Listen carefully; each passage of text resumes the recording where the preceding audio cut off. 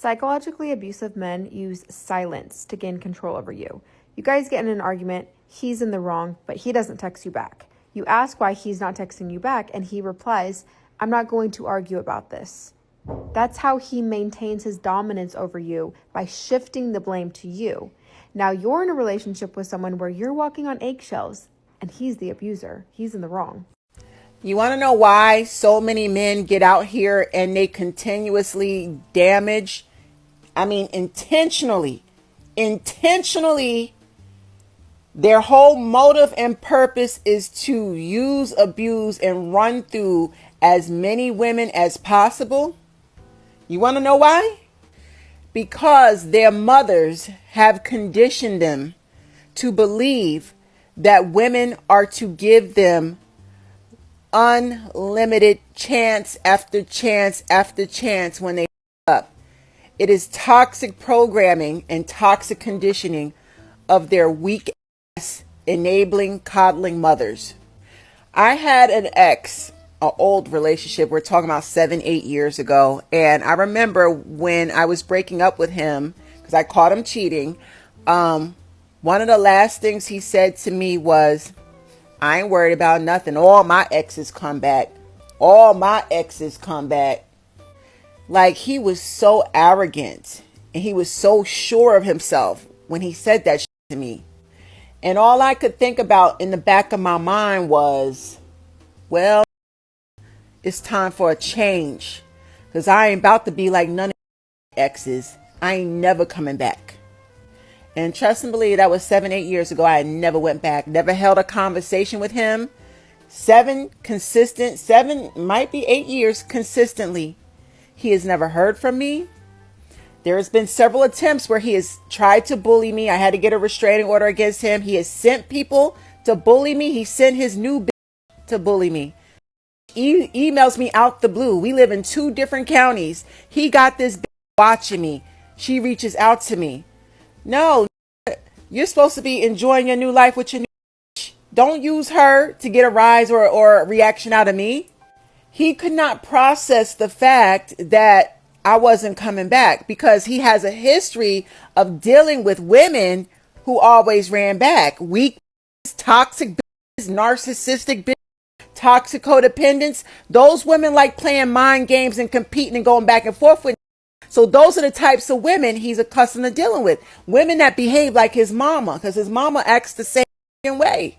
Ladies, you want to be that one girl that stands out from the rest of his exes. Don't you ever go back to bad treatment. Don't you connect or interact with any of his people. He will bully you. He will send people to stalk and bully you when he realizes you're not going to break or fold or run back to the bull he was feeding you. Men abuse women because they're accustomed to patterns of toxic behavior that they refuse to break or heal from. I tell people all the time, he's abusive to control you. And people are always like, why though? Like, why would anybody want to control somebody? Why would that be the goal? Let's talk about Chuck Derry. He's the director and co-founder of the Gender Violence Institute. People are so interested, right? What are the root causes of abuse? Like, why? Why are they abusive? And the truth is, we all want to know. And that's why Why Does He Do That by Lundy Bancroft is a best-selling book. So one night, Chuck's hosting a group and he asks all these men, what are the benefits of being abusive towards your spouse? And they all start looking at each other like, what are you talking about? There's no benefits. So he's not surprised, but he presses along and he was like, well, come on, there's got to be some benefits. Otherwise, why would you do it? Now, all it took was one man who said one benefit, and then the rest of the men started to chime in with all of their benefits. You have got to hear this list. Now, right before I get into the list, let me tell you why this is so important. You think he couldn't possibly be doing this on purpose, right? It must be childhood trauma. It must be insert excuse here. These are the reasons listed by the abusers themselves. She's scared and she won't go out and spend money. You get your way. You get to go out. Respect. She won't argue. I feel superior. She's accountable to me in terms of being somewhere on time. I decide. It keeps the relationship going. She's too scared to leave. I get money. I get sex. Total control in decision making. I use the money for drugs. Don't have to change myself for her. Power. I decide where we go. I decide who we see. I decide what she wears. I get to control the children. If she's late, she won't be again. Intimidation. She's scared and can't confront me. I can convince her that she's screwing up. She feels less worthy, so she defers to my needs and wants. She will look up to me and accept my decisions without an argument. I decide her social life and what she wears, so you can keep your image by how she acts. She's to blame for the battering. She's an object. I get a robot, babysitter, maid, sex, food. It's an ego booster. She tells me that I'm great. Bragging rights. If she works, I get her money. I get her to quit her job so that she can take care of the house. I isolate her so her friends can't confront me. Decide how the money is spent. I'm the breadwinner. I buy the toys I want. I make time for myself. She has to depend on me if I break her stuff. I get to know everything. She's a nursemaid. She comforts me. Dinner's on the table. I invite friends over without her knowing, and that's more work for her. No compromise equals more freedom. Don't have to listen to her complaints about not letting her know stuff. She works for me. I don't have to help out. I don't have to hang out with her or the kids. I don't have to get up, take the garbage out, watch the kids, do the dishes, get up at night with the kids, do laundry, change diapers, clean the house, bring kids to appointments or activities, mop the floors, or clean the refrigerator. I don't answer to anybody. I do what I want when I want to. I get to ignore or deny my history of violence and other irresponsible behavior. I get to rewrite history. I get to determine the future. I get to determine what values the kids have, who they play with, what school they go to. I get to ignore her in the process, and I get to dictate what they need: food, clothes, recreation, etc. I get to dictate reality. I get the kids on my side and against her. The kids will do what I say. I get to mold the kids and her so that they will do what I want them to do. She keeps kids quiet about the abuse.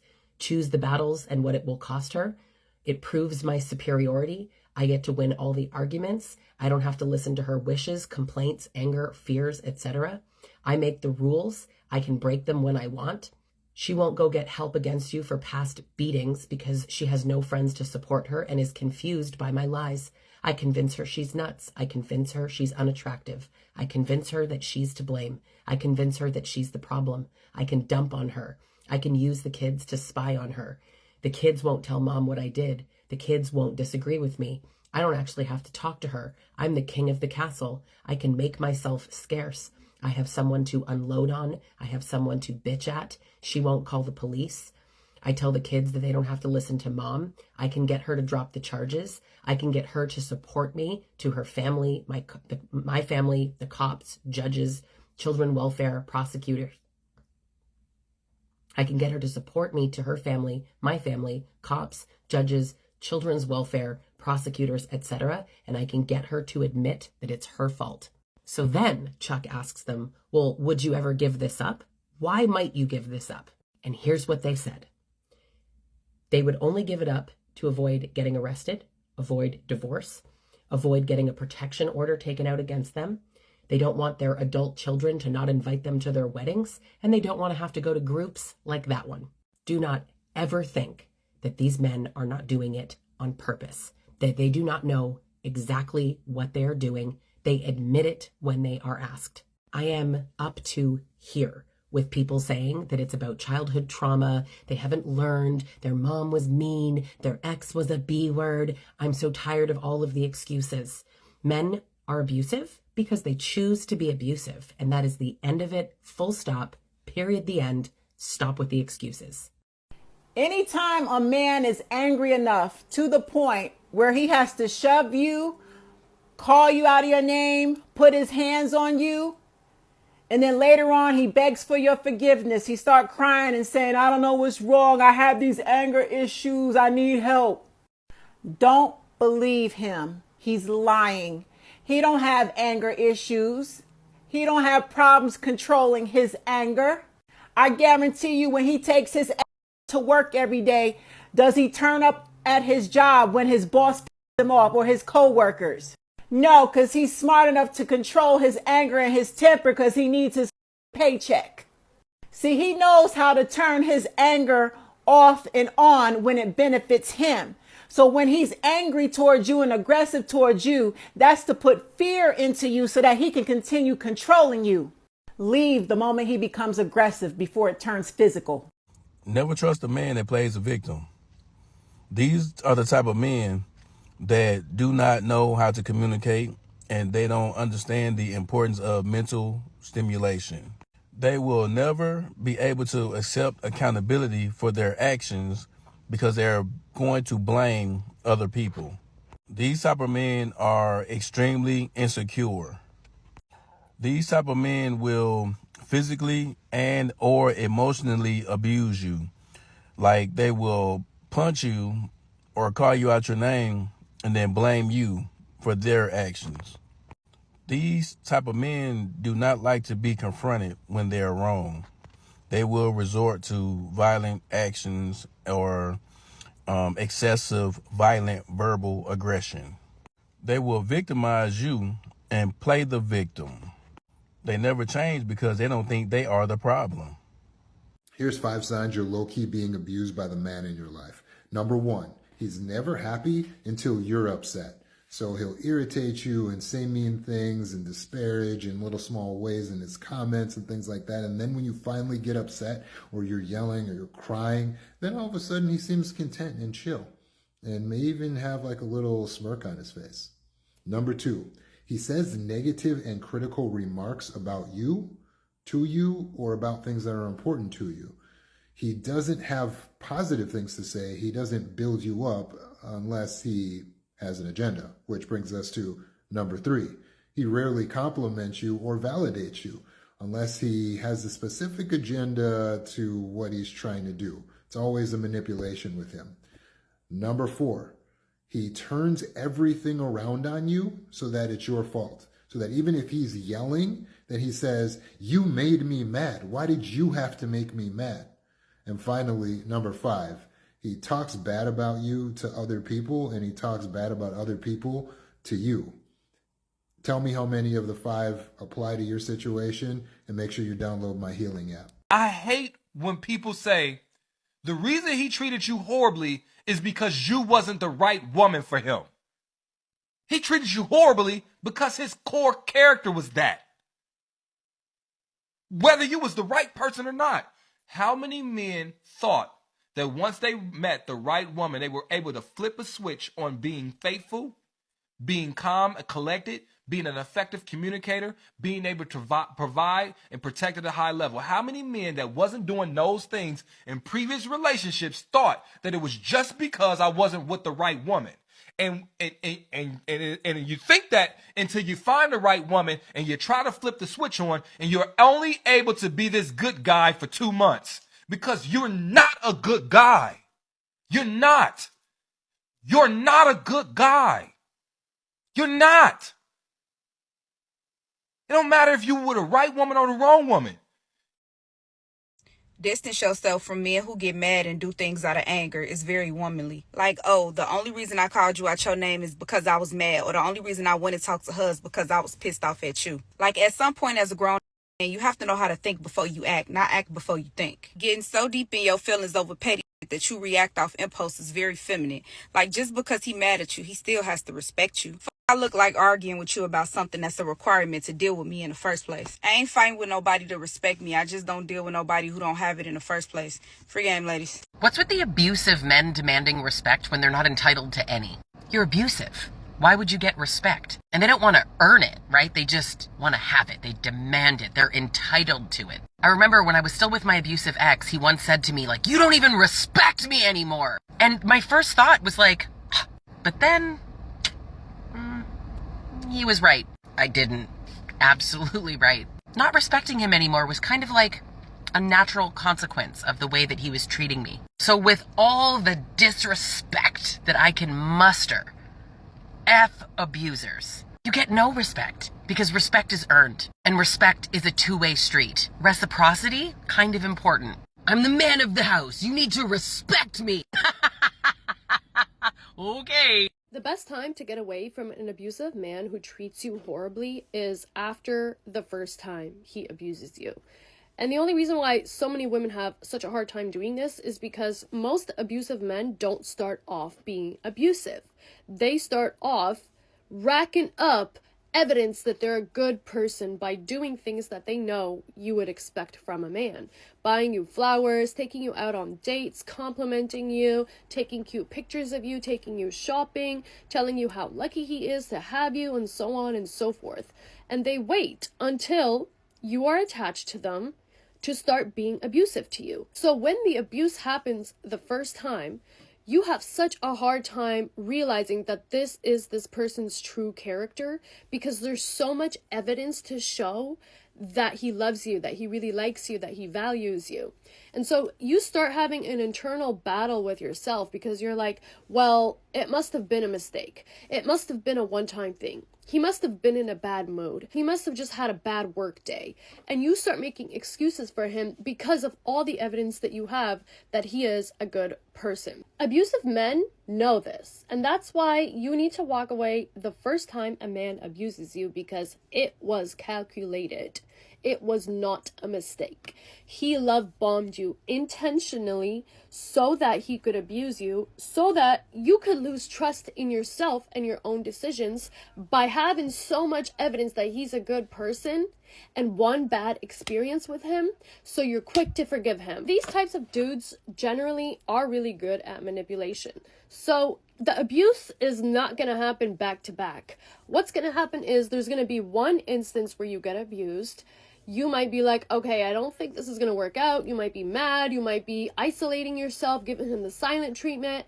And that's his opportunity to apologize and to reel you back in by buying you something, taking you out to dinner, apologizing, writing a letter, saying he's going to therapy, saying he's going to do this and that. And because you have so much evidence of him being a good person, you're like, well, maybe he's right. Maybe I overreacted. Maybe we don't need to break up over this thing. Maybe I should give him another chance. And guess what happens? He racks up more evidence that he's a good person so that he can abuse you again. He wants the amount of good things that he's doing to be greater than the incidences where he abuses you, so that when you're sitting alone thinking and processing about what the fuck just happened, the abusive situation, whatever it is, in your mind, you are calculating how many good things he's done versus how many bad things he's done. That's how the cycle continues. You convince yourself it's not that big of a deal. You convince yourself he's gonna change. You convince yourself he's so much more of a good person than he is of a bad person, and you stay. A lot of women have issues being assertive and asserting their boundaries because they're scared of being labeled the villain. They don't want to be called a bitch. They don't want stories to be made up about them. So they'd rather be forgiving and understanding and bend on their boundaries.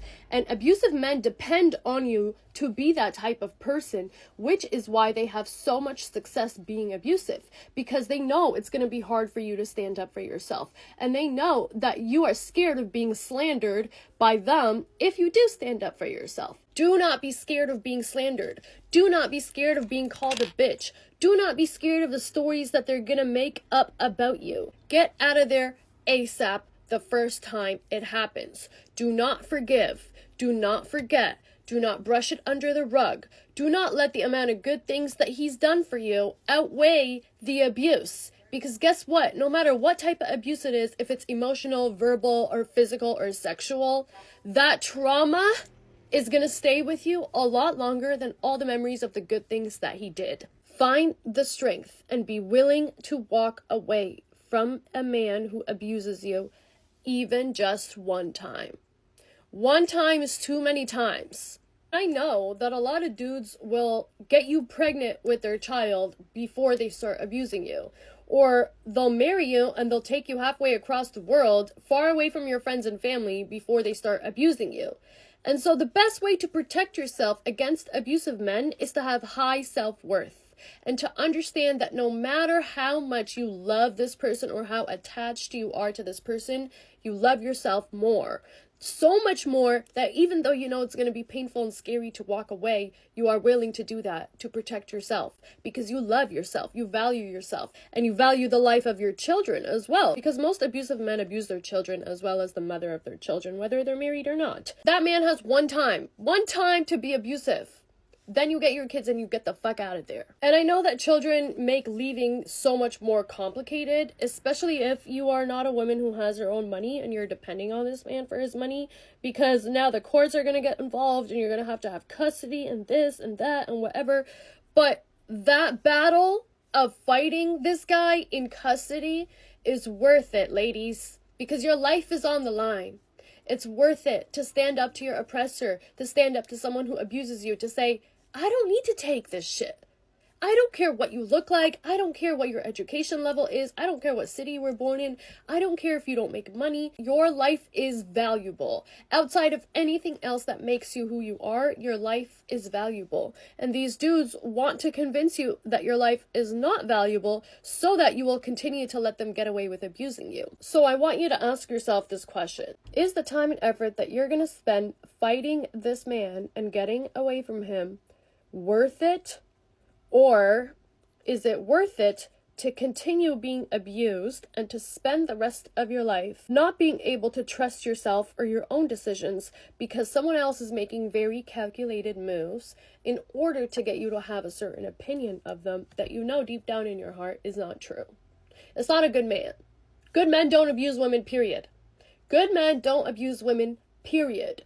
That is not a good man. Get the fuck away from him. These are the signs of a man that is very violent. A man that start punching the walls and tearing everything up when he get mad. Be careful, because the next time he might hit you. Number 2, he get angry when you miss a few calls. He already think you cheating. No matter what you say, he think you lying. Just know, when you see him, it's going to be an argument. Number 3, he start making threats. If I can't have you, nobody going to have you. Ain't no other man going to be in my spot. Ain't no man going to take my place. I ain't going nowhere.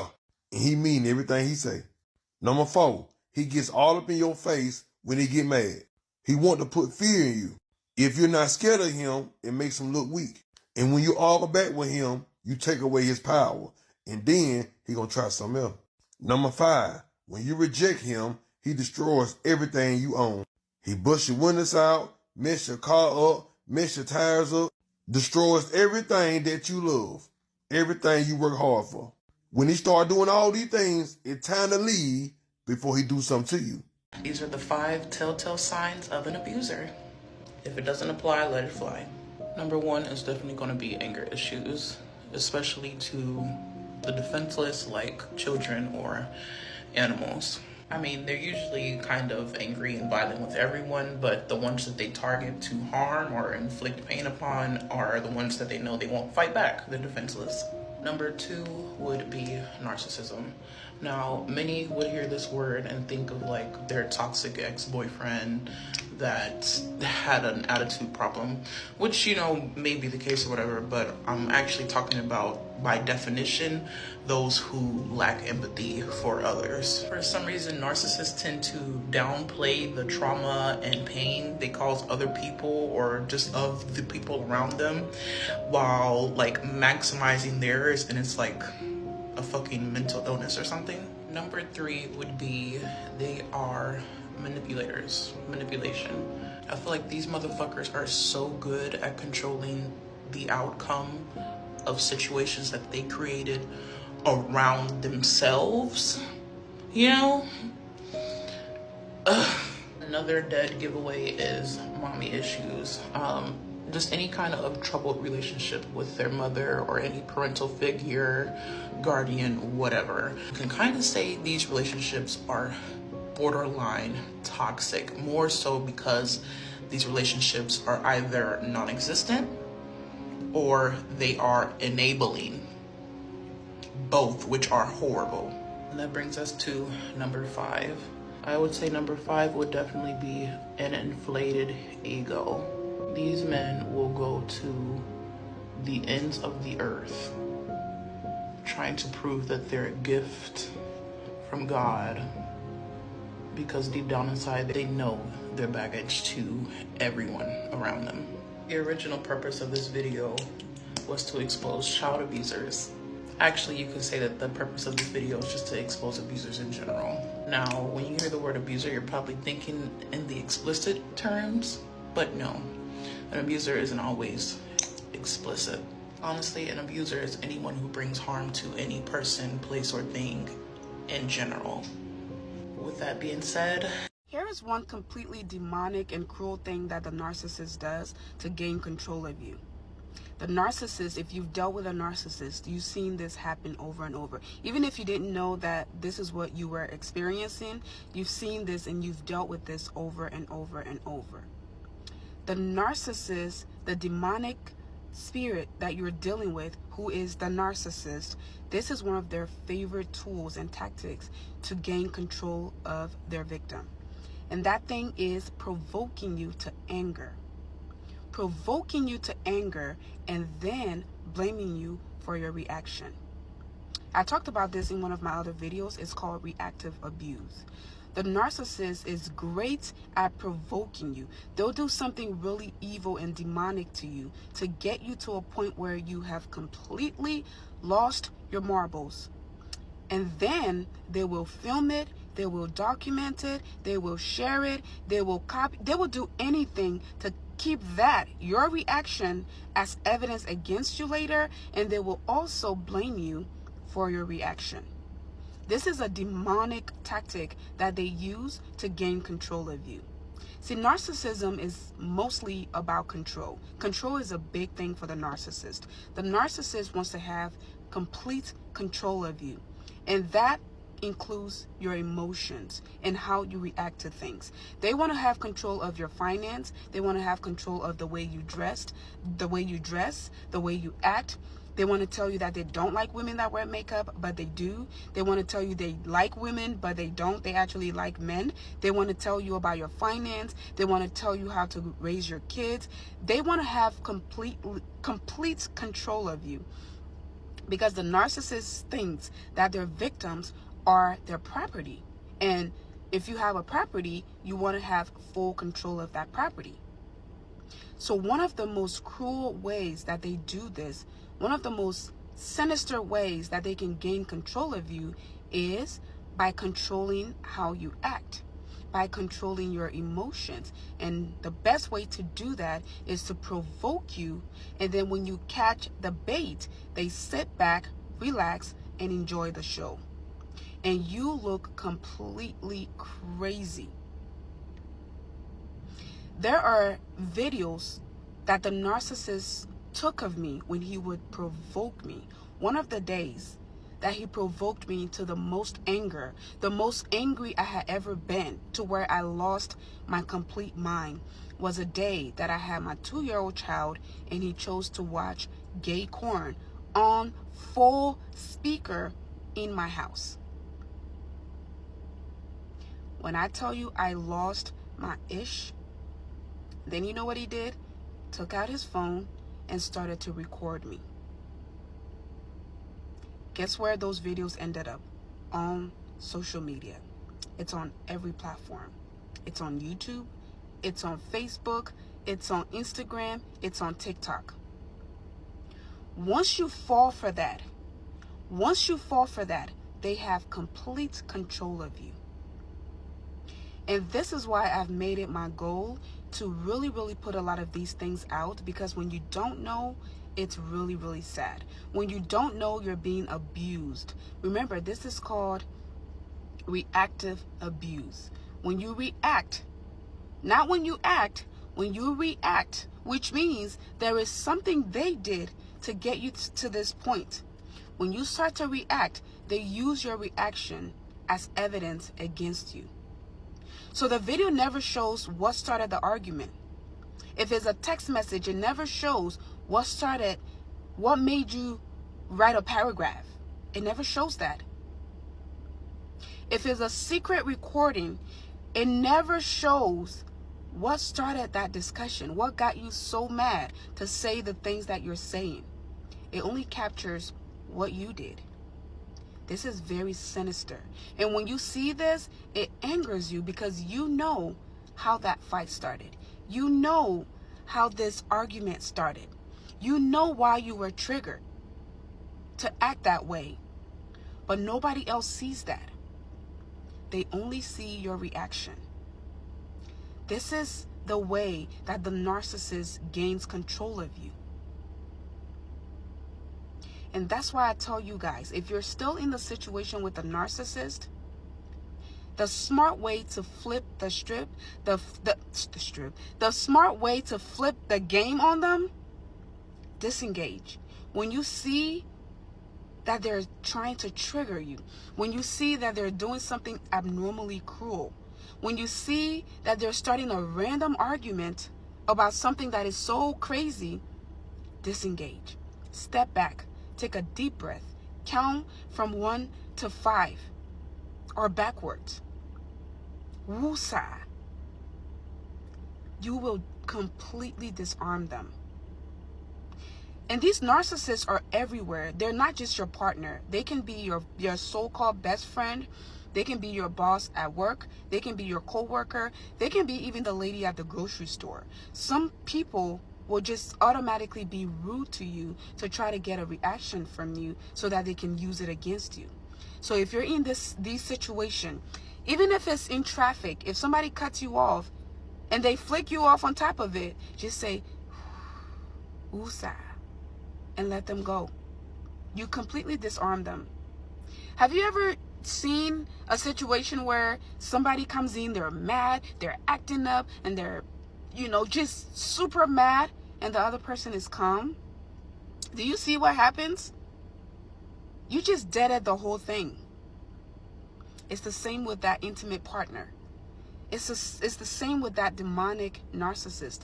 What they're trying to do is to get you to the point where you are so angry, so heated, so pee off, and then they enjoy it. They sit back, relax, and enjoy the show. Don't give them that pleasure. Never give them that pleasure. You should be one step ahead of them. Especially after watching this video, save the video if you need it for future reference. Share it to someone who might need it in these times. But whatever you do, don't engage. Don't engage with them. That's what they want. Even when you leave the narcissist, they do the same thing. They do it through the smear campaign. They recruit flying monkeys against you. They'll go to people and tell them, oh, she used to say this about you. She did this to you. She used to, oh, remember when you invited us to your birthday party and we didn't come? She was the one who said we shouldn't come. Oh, your wedding. She said this and that about you. These people are so petty. They are so childish. They will go out of their way to recruit blind supporters. And once they do that, when you start to see the effect of it, the best thing I can tell you is don't engage with them. Disengage. Doesn't matter how mean the smear campaign is, how mean the rumors are, ignore them. That hurts them more. Don't go defending yourself, because anybody who knows and loves you will not believe the narcissist. If they do, oh well, you lost them anyway. So no need to tangle. They try to control your emotions when you're not even with them. So you'll be sitting in a whole different state. You've gotten away from this person, and you'll hear a crazy rumor about you that they started. What they're trying to do is get you out of your character so you can pick up the phone and call people, or go on Facebook and make a whole live, go on TikTok, talk about them, do all of these things. Trust me, I've been there. I ignore it. I ignore it. That is how you can disarm these people. This is cruel, it's evil, but you can always have the upper hand if you just choose to hear what I'm saying and ignore them. Follow for more. If you haven't already followed the page, please follow for more. And also, please connect with me on my other social media platforms. I have my YouTube channel, I have my Instagram, and I also have TikTok. This is TikTok. But I also post these on YouTube as well. So yeah, follow me on all my platforms. And if you would like to book a one-on-one call with me, I have the link in my bio. Click on that and we can discuss more. All right, see you guys later. And this a little PSA for you men that be hitting women. You a coward, scum of the earth. If you feel like you got to put your hands on a woman to get your point across, then how could you consider yourself a man? You're not a real man. You just a coward. Any man that could punch you in your face, choke you, kick you, slap you, call you out of your name, threaten you, threaten to kill you, threaten to kill your family members, act extremely jealous, states to you that he would kill himself if he can't be with you or if you will leave him, does not love you. He is not capable of loving you because he does not love himself. He is extremely manipulative and he uses it so that he can gain power and control over you. Love does not hurt. All right, y'all, let's do this. All right, ladies, I want to talk to you today about the signs of a potentially dangerous or abusive man so that you can see, scope it out, and then ghost them before it gets ugly. All right, so number one, the permanent clinger. The man that is always wanting to be by you, always wanting to be close to you. That man right there, if you take away his baba, he can become potentially dangerous. Number two, the addict. It doesn't matter what he's addicted to, even if it's alcohol. When he is in an inebriated state, he can be a very dangerous person. So if you have someone who's addicted, you need to not get with that man, even if you are. Number three, the emotionally unstable. If he's kind of up and down emotionally, 1 minute he's mad, 1 minute he's sad, 1 minute he's this, 1 minute he's that, he's unpredictable. And that unpredictability can manifest itself in abuse. All right. Number, I don't know what we're on, 5, the hot-tempered man. Now, he may not be hot-tempered with you at the beginning, but just check out his vibe. Check out how he gets down, how he moves in public. If he's hot-tempered, if he gets mad very easily and goes off the handle on small things, that man more than likely is going to find a small reason to snap on you. So you got to make sure that you stay away from that brother. And then finally, the victim card. The man that is always making excuses for his behavior. Starts off by hollering at you. I'm so sorry, babe. I had a stressful day. I apologize. You know, life is crazy.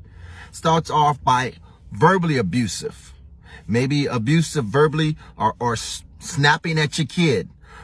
Baby, I'm so sorry. You know, it reminded me of something. Whatever it is, he's constantly making excuses for his abhorrent behavior. That man you need to stay away from. All right, y'all. I have many more, but I don't want to take up too much time. I just want to encourage you, have the courage to say enough is enough, to get out fast. The biggest thing with dating that I find is that people stay too long because they like the person, they are attracted to the person, they might even love the person, right? But that person can be extremely toxic to us and bad for us. But because we love them so much, we put up with so much, and then we find ourselves in a living hell. Take it from me. These are some early signs that he is abusive. When he say, I love hard. If he say that, sis, he love hard. Like, that's what he's talking about. That man will beat you to the ground because he love hard. He can't control his anger and he start calling you out your name. When he start calling you the B word, the H word, and the conversation is finna go left and he disrespecting you, first comes the verbal disrespect and then comes the physical. If he start punching walls, breaking your phone, just abusing your personal items. Like, he really wanna abuse you, so he gonna abuse something that you have. If he don't got nothing to lose, like, that's a sign that he don't care about going to jail. He don't care about putting his hands on you. He don't. And if he did put his hands on you before, sis, their favorite words is, I'm not going to hit you again. I'm not going to do it again. They will do it again. If you continue to take them back, and then you will get used to the abuse. Please get out, ladies. Like, please get out. And if he is very, very, very jealous. Like in the beginning, he'd be like, oh, he care about me. He jealous of me. No, sis, that's early signs of abusiveness. Look, I'm going to just say this right now. As a grown man, you should not be arguing with no female. Don't go back and forth with no female. Let them have that shit. That make you look sassy as any other female that see that shit on my mama. You look lame as like, you could invest your time and all that into something else. Let them have it. Just tell them, like, yeah, all right, you got it. Like, we men, we're not finna argue with you. What am I arguing with you for? You're not finna get me out of my square. You're not finna me feel like shit, like I got a motherfucker sit here and motherfucker stress the out about some shit. Like, nah, shit, you got it. Especially if she ain't giving you no play or she not your girl. Aw, you a victim. I don't even play like that. Just tell her she got it. That's it.